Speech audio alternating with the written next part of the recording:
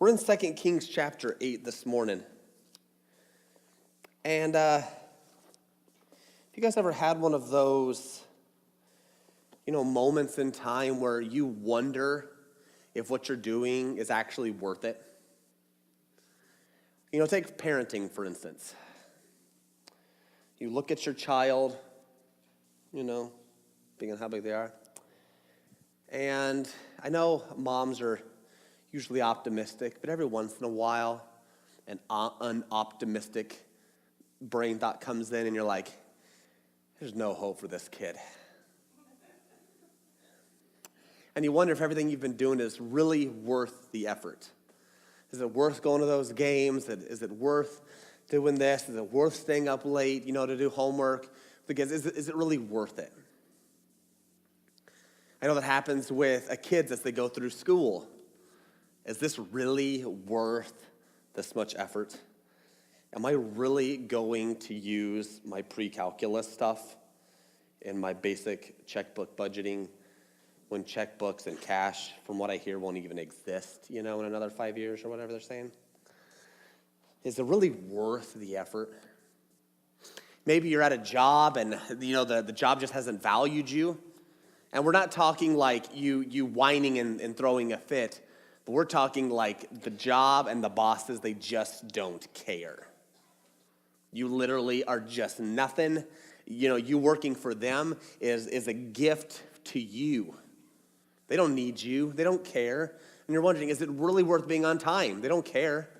Is it really worth putting the best effort I can give? Because it's obvious they don't care. I get fired in a week. I don't really know. Is it worth the effort I'm putting? And maybe you are sitting in here and you have been working in one of our children's ministries, or you've been teaching a class and you've been doing, the community groups and you've been guiding that, and you actually ask, is this worth doing? Am I actually making a difference in these kids' lives, or am I just a babysitter? Is it worth doing? And we have so far studied a lot of really neat things that Elijah and Elisha have been a part of. And we forget that these are just clips, of these guys' lives, and how our series is called Extraordinary, where an extraordinary God uses ordinary people. But as I came to 2 Kings 8, the thought came into my mind while reading, was this worth it for Elisha? Because 2 Kings chapter 8 and 9 look like a lot of really, really, really bad things keep happening. And here he is, he's trying to serve the Lord, and he's trying to point the nation of Israel to God, and they're just not interested. Is it worth all the effort? Is it worth trying to do the best job you can for the Lord? Is it worth it? That's what we're going to try to answer here today. And I just had a line for you, something that I've been, that's been sitting with me. But when things look bad, look backwards and remind yourself what has been. And a lot of times we're taught to look forward and stuff like that. I'm not invalidating those things. But when things look bad, where you are right now, look backwards and remind yourself what has been. And as we read this passage today, this is sort of why it stuck out to me, is in 2 Kings chapter 8, verses 1 through 6, it's good news. But then verse 7, all the way through verse 28, and then chapter 9, some of it goes back in time, and describes what's going on. And, for a little while, if you think this book is written perfectly chronologically, it's not. It'll surprise you. But you read it and you're like, wow, this sounds like really cool stuff. And then it looks like everything falls apart. It looks like things are pretty bad. And I think that's something we can struggle with as things get bad sometimes. Oh, my word. That's my wife. Please silence all cell phones now. No. Well, that thing kept on going. Whoa. It'd be funny if it was my mom writing you. That happens sometimes. Yeah, my mom's done with church, and then she just writes us. Moms, who knows? All right. So when things look bad, right? I think it's good to look backwards sometimes and remind yourself what has been. And so we'll get going into this. So in 2 Kings chapter 8, verses 16 through 29, we're skipping ahead, okay, a lot here, but really the summary is this covers the southern kingdom of Judah and how their nation really started to unravel and lose its power as well. Because what will happen to the kings is as they keep rebelling before God, the situation got worse and worse and worse and worse until eventually the nation of Israel, which was the northern kingdom, and the southern kingdom of Judah eventually just get overrun. It was God used these other nations to judge the nation of Israel. The goal was to turn the nation of Israel back. Israel wouldn't do it. And then in 2 Kings chapter 9, verses 1 through 37, it goes back in time and describes the demise of King Ahab and Jezebel at the hands of a guy by the name of Jehu. And just to, I think, put things into a little bit of perspective is, remember that Elijah was the first one, okay? He was like the prophet of fire, and God had him appoint and anoint Elisha to go with him. Elisha was alive and serving during the time of when King Ahab and Jezebel, they lost their power, the kingdom was ripped from their hands, they got judged, Jezebel got thrown out a window. It's just a brutal mess, all right? And this describes what happens during that part. And we look at it, and things can look pretty bad. Now, if you guys look at 2 Kings chapter 8, verse 7, all right, we're gonna focus on this for a little bit. It says, Elisha came to Damascus, which was in the nation of Aram or Syria, up just north of Israel. And Ben-Hadad, you guys are familiar with that name, all right? The king of Syria has been sick. And when he hears about Elisha, he doesn't send his army and guards to go get him. I just think that's really cool when you have such a reputation of being more for God than you are for your national politics, that people of all nationalities and religions, etc., can actually approach you. I think it's a good lesson for us. But the man of God has come here. And the king said to Hazael, take a present with you and go to meet the man of God and inquire of the Lord through him, saying, shall I recover from this sickness? And so Hazael went to meet him and took a present with him, all kinds of goods of Damascus, 40 camels load. Now you guys think about that. I was like, what? That's a lot. That's like a semi-truck worth of goods. And then I read somewhere they said, yeah, they like to do that for show. Usually each camel had one little gift on it. You know, well, that doesn't sound like a lot. But still, so, I mean, Hazael, he went and pretty much paraded, these 40 camels down the street to here's Elisha, probably not, blinged out in the newest attire. And all these camels go and stop. If you've seen the movie Aladdin, where the genie's dancing around, you know what I'm talking about? Prince Ali, mighty as he. You guys see Aladdin, right? Please, my word. You guys cannot look like I feel, okay? Not happening. All right, and so I just sort of picture that's what's going on, all right? Going in here, and Elisha was like, now what? What's going to play out now? And so he went to meet him, and he took all these goods, and when he came and stood before him, he said, your son, Ben-Hadad, king of Syria, has sent me to you. What a statement. Your son? There was no relation between these two.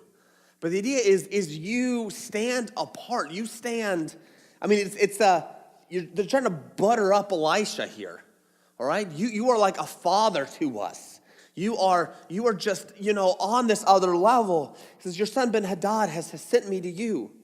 And there's just a simple question. shall I recover from this sickness? Ben-Hadad's like, while the guy's here, I might as well ask. And Elisha says, in verse 10, he says, go say to him, you shall certainly recover. But the Lord has shown me, you shall certainly die. What? Thanks, Elisha, for clearing that up. And I read some stuff on it. It can actually look like, oh, see, the Bible isn't true. Blah, blah, blah. Oh, it doesn't make any sense. See? Ha, ha, ha, ha, ha. No, not ha, ha, ha, ha, ha. It says, you shall certainly recover. The question was, will I recover from this sickness? And Elisha's like, yes, you will recover from the sickness. But you're going to die. As in something else is going to kill you. And then we have this exchange that plays out here. It says, and he fixed his gaze and stared at him. You guys have heard that statement, your eyes are the windows to the soul. There's no scientific basis for that. But my dad always told me, and I was always scared to look him in the eyes. Like, shoot, he's going to know something I don't even know. But he gazed and he fixes his eyes on him. And he stares at him until he was embarrassed. And this is not till Elisha was embarrassed. No, Elisha is staring into the eyes of Hazael, and he's like,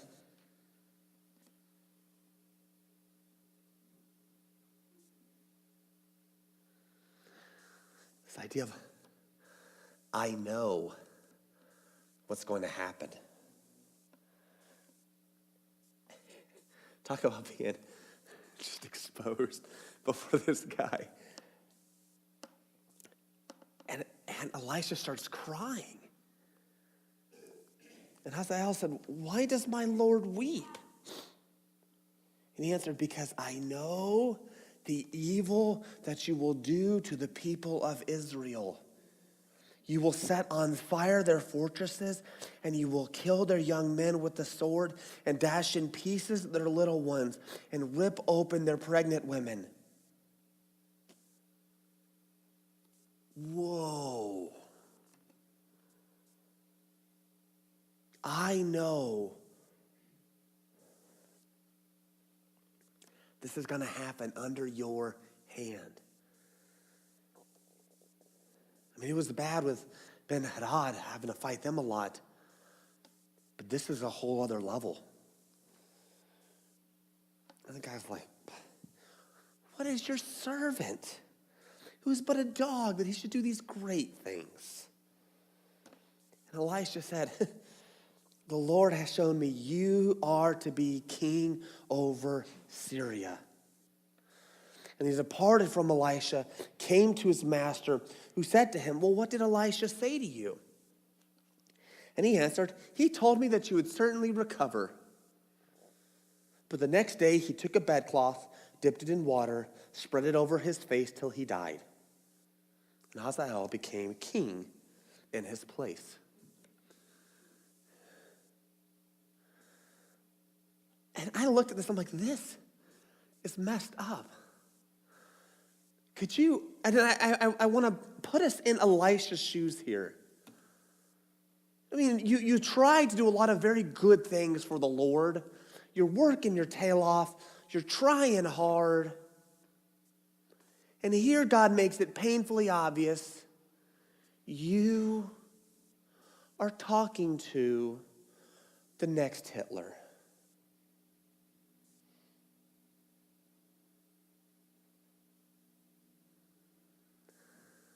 Can I just stab him now? Get this over with? I want you guys to think about what Elisha is playing out here. Elisha was literally serving and working and ministering and talking to someone who was going to be a plague to his people. Was it worth it? ugh.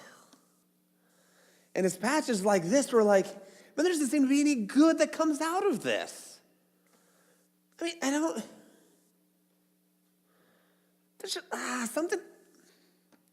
Okay, God, why did you put this in there? It sounds sort of lame. I want some good news. I mean, it's a little bleak.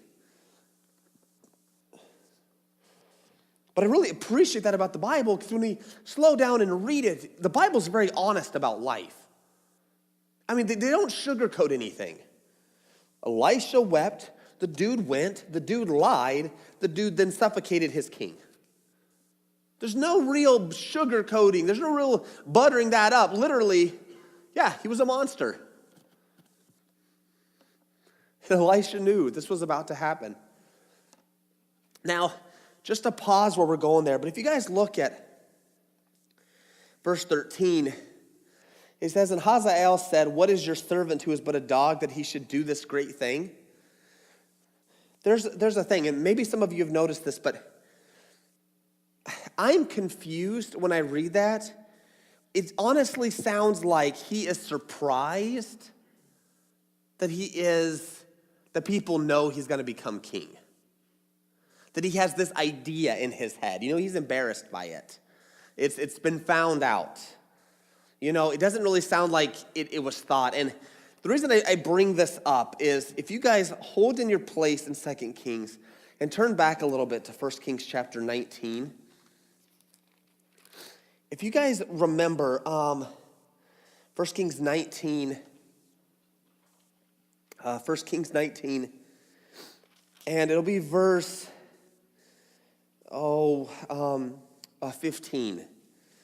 And do you guys remember where we had that the message on how Elisha went from cloud 9 to 6 feet under, and he pretty much became so depressed that he wanted to just give up and hand over his life and die. And God's like, no, I got some stuff for you. It says the Lord said to him, go return on your way to the wilderness of Damascus, and when you arrive, you shall anoint Hazael to be king over Syria. And Jehu, the son of Nimshi, you shall anoint to be king over Israel. And Elisha, the son of Shaphat. And so he goes, this is what I have for you, is to go anoint him, go anoint Jehu, and go anoint Elisha. Did Elijah not get around to anointing Hazael? I don't know. Is there some stuff lost between there? From this many years, remember shrinking it? That's possible. But I just wanted to make sure I say it. Leslie and I already got a debate over this passage.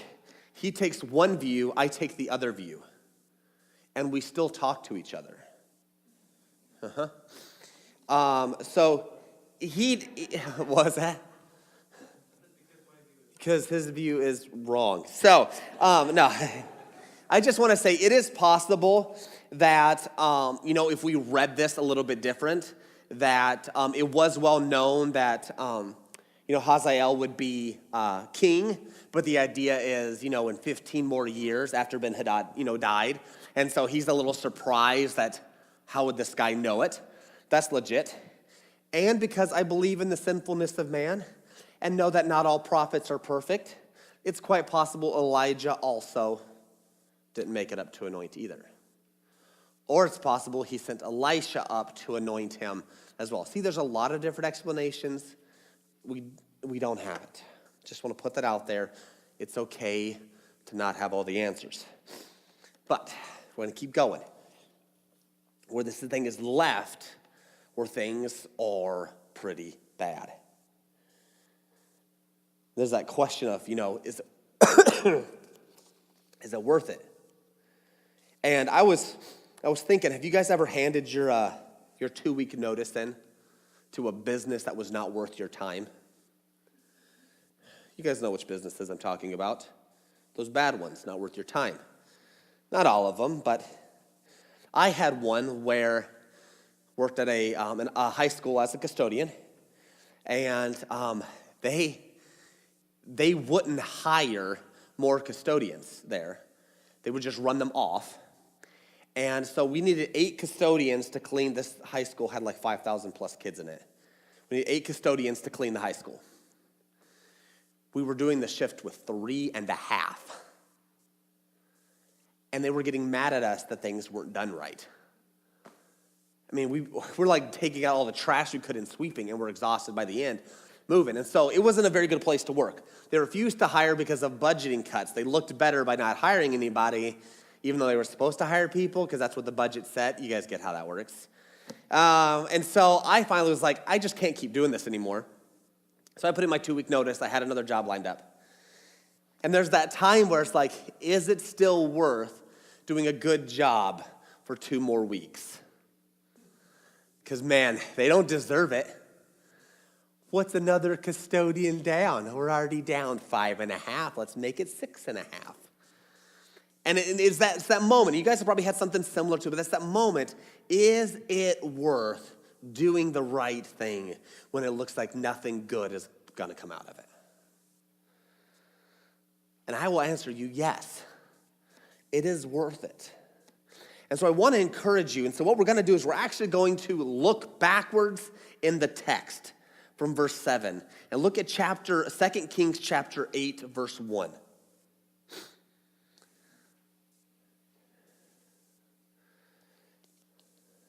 So there are times where things get bad and you got to look back. Some good that's happened. Now Elisha has said to the woman, whose son he had restored to life, arise and depart with your household and sojourn wherever you can, for the Lord has called for a famine, and it will come upon the land for 7 years. So if you guys remember, the Shunammite woman and Elisha, Elisha had a great relationship with that family. And she was an older woman who Elisha thought he would be funny, and in essence prayed that she would have a child, and she had a child as an old woman, and she was like, are you serious? And it happened. And the boy had passed away, and Elisha came and through a miracle was able to raise him up. And so he had a very special relationship with his family. And there was a famine coming, and Elisha tells the family, get out of town for 7 years. There's no food, there's nothing. Could you imagine just getting up and leaving for 7 years?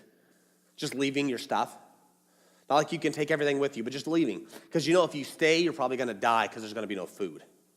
So they got up and left. And so the woman arose and did according to the word of the man of God. And she went with her household and sojourned in the land of the Philistines 7 years.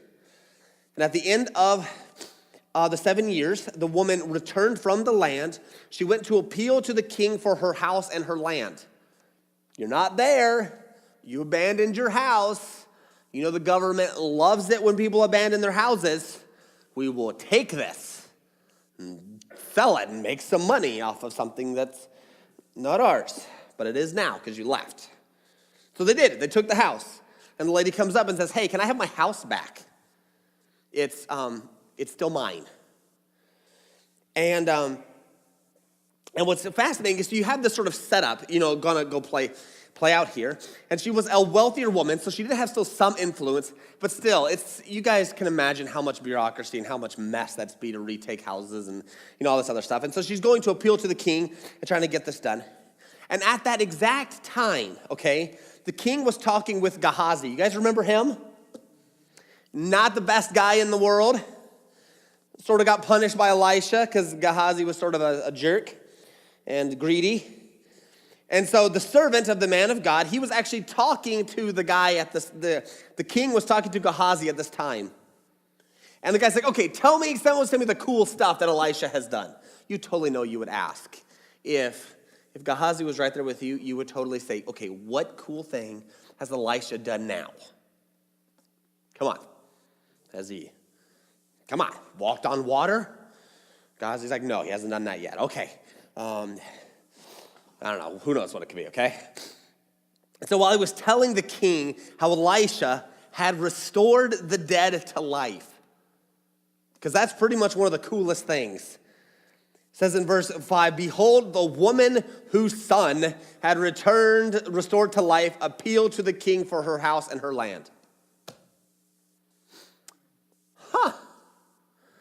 Well, isn't that fascinating timing there?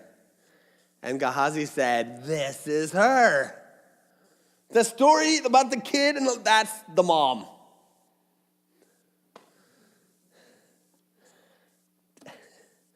And when the king asked the woman, is this true? The woman's like, yeah, that's me.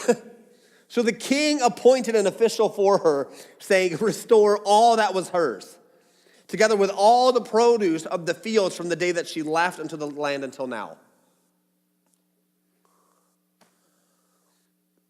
See, when things get bleak, and you're sitting here and you're like, is it worth doing? Here I am ministering to people who don't care. Here I am serving people. Here I am doing this, and it feels like it's just not worth it. What I'm trying to do is not happening here. There's no point in doing this. I think at times we got to stop for a minute in the midst of that despair and that bleakness and that darkness and look back and focus on some good things that has been happening.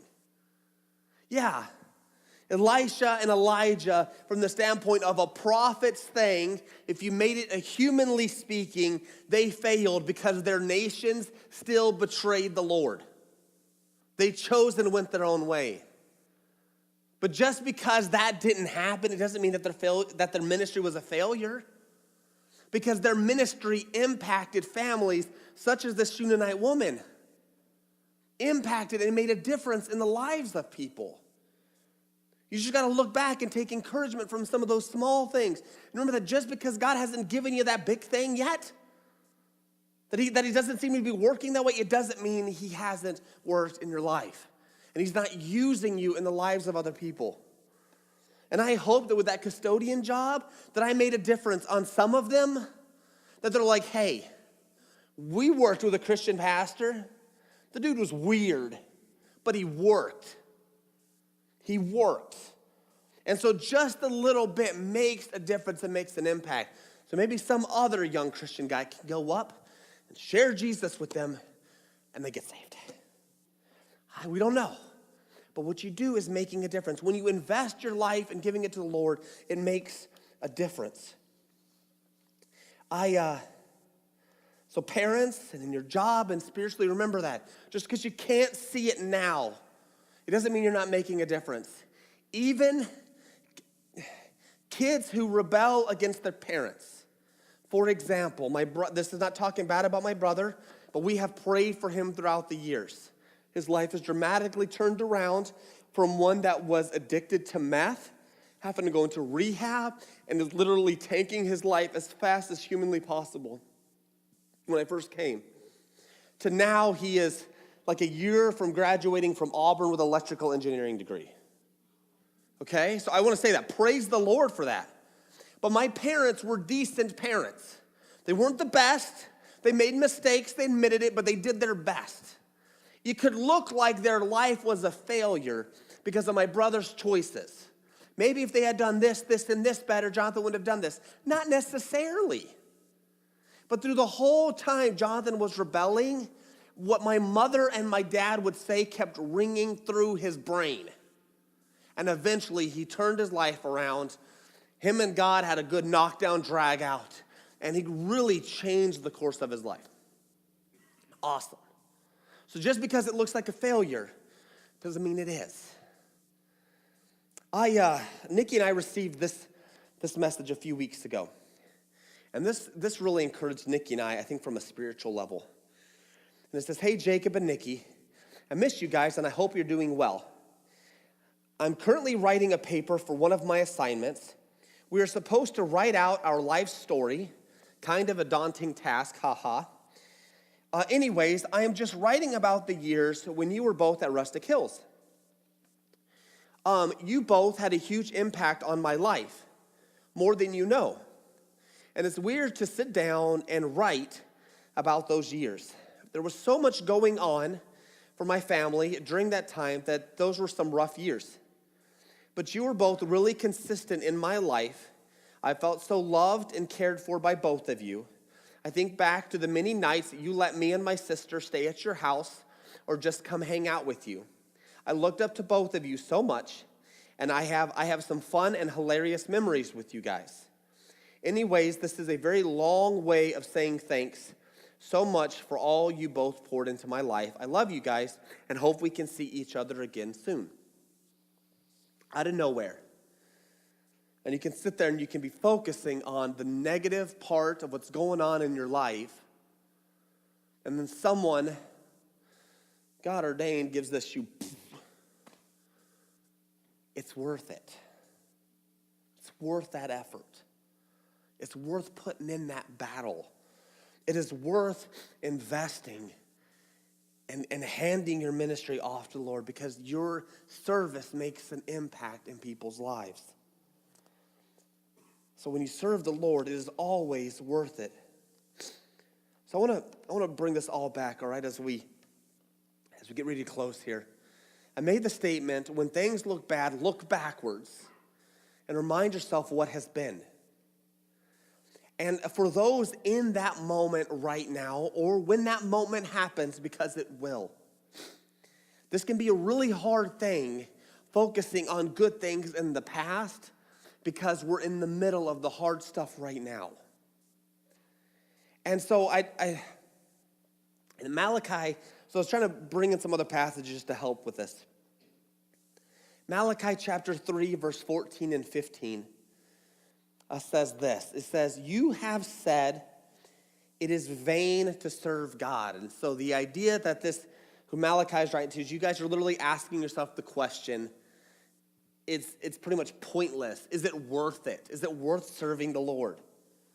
What is the profits of our keeping his charge or walking as in mourning before the Lord of hosts? Why bother doing it? I'm not getting anything out of it. What God says is, when we call the arrogant blessed and evildoers not only prosper, but they put God to the test and they escape. And he has this huge list through Malachi chapter 3 and on. And the question is, and I want to say this, serving God might not feel like it is worth it, but it is right. Period.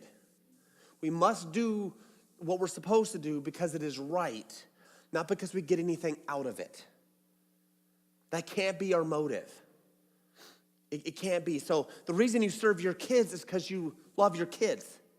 The reason you serve and do your best at work, because not only are you working for a boss, but you are working for the King of Kings, and he sees what you're doing. It is right to do the best you can, even when it doesn't look like good things are happening. But I love it because God doesn't just leave it like, good luck. But he says in Galatians chapter 6, verse 7 through 9, it says, do not be deceived. God is not mocked. I'm supposed to be clicking through these slides. It's way down there. I'm not even going. Do not be deceived. God is not mocked. For whatever one sows, that will he also reap. For the one who sows to his flesh will reap from the flesh corruption. But the one who sows to the Spirit will from the Spirit reap eternal life. And let us not grow weary of doing good, for in due season we will reap if we do not give up. That's a great thing to remember in the midst of your struggle, in the midst of what you are going through. Do not give up. You're weary and you are tired and you're thinking there's just no point in trying anymore. Nothing is going to happen. This is not worth it. But what God is saying is it is worth it. It is worth keeping going. It is worth striving. And I want to say, so from that standpoint, and one more thing, guys, hardship, when it hits us, blinds us. And like when you get hit by something, when you're out of nowhere pushed or knocked or tackled or whatever your kids do, all your attention turns and focuses on what just happened. That's what happens when bad things happen to us. We're walking along just fine in life, and then life decides to hit us upside our head. Jerk. Just smacks us one, and all of our attention gets focused on this bad thing that happens. And it takes a body, it takes a family, it takes friends and brothers and sisters in Christ to do this for us. And remember last week we read Romans 12, we studied it in community group. And in Romans chapter 12, verse 8, let me just start at verse 6. It says, having gifts that differ according to the grace given to us, let us use them. If we have the gift of prophecy, prophesy in proportion to our faith. If our gift is service, let us serve. If our gift is teaching, teach. If our gift is the one who exhorts, that means encourage. We need to encourage one another. He says in verse 10, love one another with brotherly affection, outdo one another in showing honor. We as a family need to not worry about if we're giving people big heads, because life has a really good ability of shrinking and popping that bubble, right? Yeah, life has no problem going and just popping it. Our job and our responsibility is to encourage and build one another up, because we don't know if your nice comments and your statement of, hey, you made a difference in my life, we don't know if that story and that account is going to be the account of when they can look back in the midst of this hardship and say, I have done something. And that's what Elisha could go back to as he's in the midst of wondering, is this ministry really worth it? He has these accounts in chapter 8, verse 1 through 6 where, hey, somebody else was talking about the good you did. And as a result of that, just by your name and recognition, you're able to restore this entire woman's livelihood for the last 7 years. Wow. And that's what we do to each other. And I think we should let people know that. Like, hey, when you did this for me, that meant something. Some do it publicly. Scott, you have over and over and over and over and over and over again said, if you ever need a vehicle, call me and I will drive and either give it to you or take you somewhere. That's a 20-minute drive. All I could need is probably go to McDonald's. And he would probably drive and take me to McDonald's. And it means something. And thank you. If you guys all want one of those, you're not going to get it right now. But I'm just saying, it means something. And so I think we should spend some time encouraging and letting people know so we have something strong that we can hold on to when we're walking through the hard